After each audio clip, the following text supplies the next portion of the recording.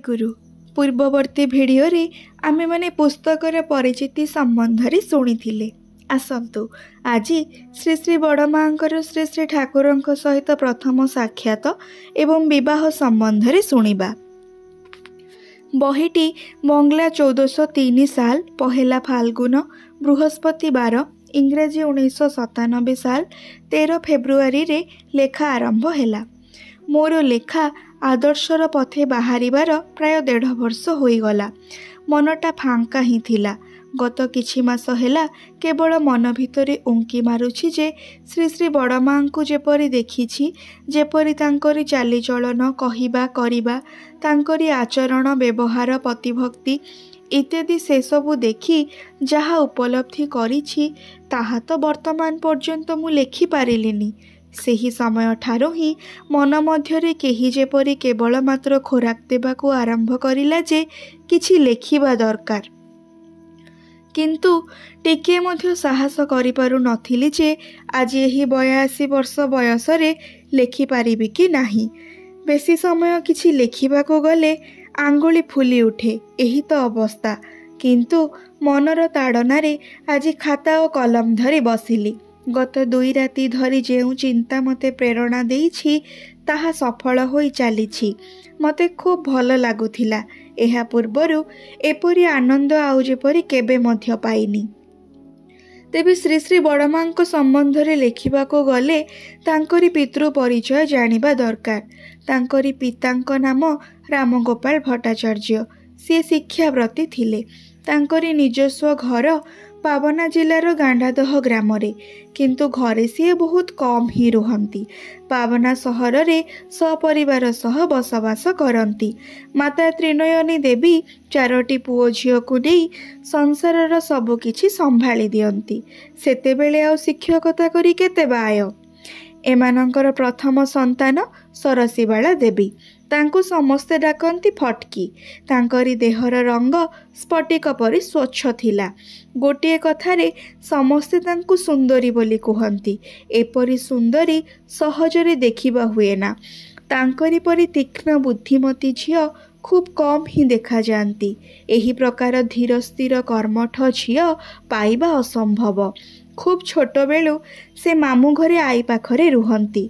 बड़ हैला परे माँ और बाबा तांको निज पाखकू अर्थात पावना को नहीं आसिले। सेही छोट झियोटी माँ को समस्त कामरे साहाय्य करबाकू आगे आसंती। समस्त कार्य सी जेपरी निखुण भावरे समाप्त करंती सेपरी फटाफट मध्य करि पकांती। कार्य दक्षता और क्षिप्रता तांकरी सहजात थिला। अन्य दिगरे सी पढ़ापढ़ी करबाकू मध्य खूब भल पाती।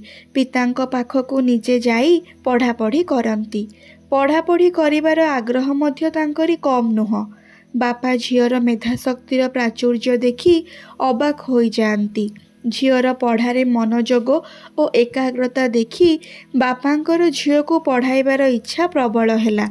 झियो को थरे जहा शिखाई दियंती झियोटी ताहा आउ भूले नाही। सहजरे ही बुझी जाए। झियो को पढ़ाइबा पाई तांको कौनसी परिश्रम ही करिबाको पड़े नाही। आउ शिखिबा क्षेत्र रे मध्य जेपरि से गोटिए पाद आगरे। सेही प्रथम देखिबार सुजोग हैला फटकीर हिमायतपुर ग्राम को आसीबारु। प्रथम साक्षात रे ही अनुकूल चंद्र तांको भल लागिगले। शशिकांत नामरे अनेक दिनर पुरुणा गोटिए लोक पिता शिवचंद्र चक्रवर्तींकर तत्वावधान करंती।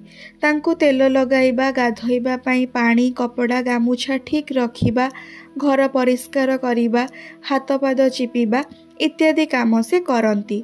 अनुकूल चंद्रंकर प्रिय शशिदा। शशिकांतंकु से शशिदा बोली ही डाकंती। तांकरी बड़ प्रिय थिले से। प्रथमे शशिदांक पाखरे ही एही झियोटी पसंद लागिबार कथा कहिथिले से। श्री श्री ठाकुरंकर कर्ता माँ मध्य झियोटी को देखि पसंद करंती।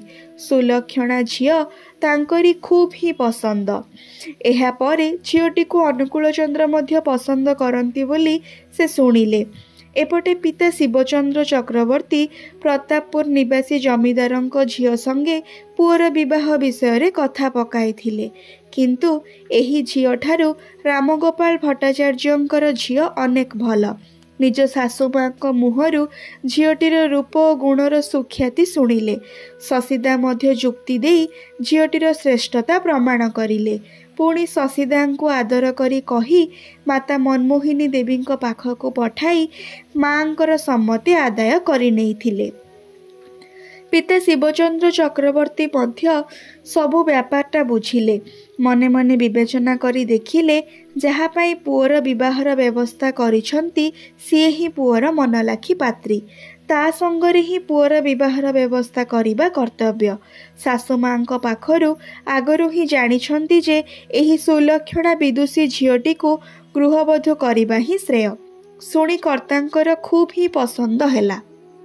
अपरपटे झियर माँ त्रिनयनी देवी तांकरी स्वामी रामगोपाल भट्टाचार्य महाशयंकु बुझाई हिमायतपुर चक्रवर्ती घर को पठाइले कथबार्ता करी विवाहटा पक्का करिबा पाई। तांकरी आवेदन मंजूर हेले बाहाघरर दिनटा ठीक करिबा पाई। रामगोपाल भट्टाचार्य स्त्री कहिबा अनुजाई हिमायतपुर ग्राम को गले। अनेक कथबार्ता परे अनुकूलचंद्र संगे कन्या श्रीमती सरसीबाला देवींकर विवाह ठीक हैला। बंगला 1313 साल श्रावण 28 तारिख रे बाहाघरर दिन ठीक हैला। एही तारिख रे 17 वर्ष बयस रे हिमायतपुर निवासी अनुकूलचंद्र सहित धोपादह निवासी श्री रामगोपाल भट्टाचार्य महाशयंक प्रथम कन्या श्रीमती सरसीबाला देवींकर शुभ विवाह हुए। अनुकूल चंद्र छोट बयस रे थरे खूब असुस्थ होई पड़ती। सेतेबेले कर्तामा बालकर रोग मुक्ति पाई तार बाहाघर समय रे ही देहर ओजन तुलन रे बातासा देई हरिलुट देबा पाई मानसिक करिथिले। अनुकूल चंद्रंकर विवाह समय रे से अनुकूल चंद्रंकर समान ओजन तुलनार बातासा हरिलुट देले।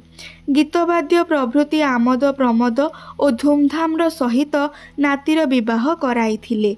सेथिरे अनुकूल चंद्रंकर बहु बाल्य बंधु एवं सहपाठीगण मध्य योगदान करिथिले। श्री श्री बड़मा बधू रूपरे हिमायतपुर चक्रवर्ती परिवार को आसिले। सेही समय रे हिमायतपुर ग्रामर अवस्था खूब ही खराब। बोहू मानकर संध्या परे आउ बाहर को जिबार अनुमति नथिला। एही ग्रामटी दारिद्र्य पीड़ित बांग्लार गोटे अति क्षुद्र ग्राम। सहरर कौनसी आलुओ आसी एठारे पहुँचेनी। एकांत जनविरल स्थान। दूरे दूरे गोटे दुईटा पर्णकुटीर अतिशय दरिद्रर बसबास। घंच जंगल रे भर्ती। रास्ताघाट नाही कहिले ही चले। पादरे चला रास्ता वर्तमान। मनीष और पशुर गोटे ही पथरे जीवा आसिबा। हिंस्र जंतुर अभाव नाही।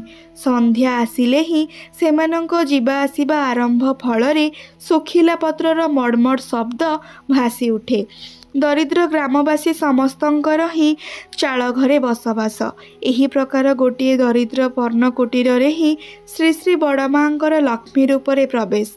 राति हेले ही बाउंस बाड़ देहरे चिताबाघर रामपुड़ा शब्द घरे बसी ही शुणा जाए।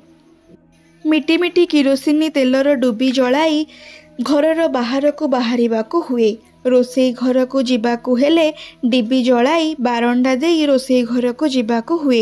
छोट 11 वर्षर झियो सरसीबाला को मध्य सेही प्रकार डिबी नहीं बारंडा देई रोसई घर को यातायात करने हुए। निर्भीक झियोटी को कौनसी दिन भय पाइबार देखा जाएनी। जेपरी साहसी सेपरी नम्र। थरे बधूटीर ससुर शिवचंद्र चक्रवर्ती कहिले, बड़ बोऊमा उपर बेला ढिंकीशालटी गोबर माटी देई परिष्कार करदब तो माँ।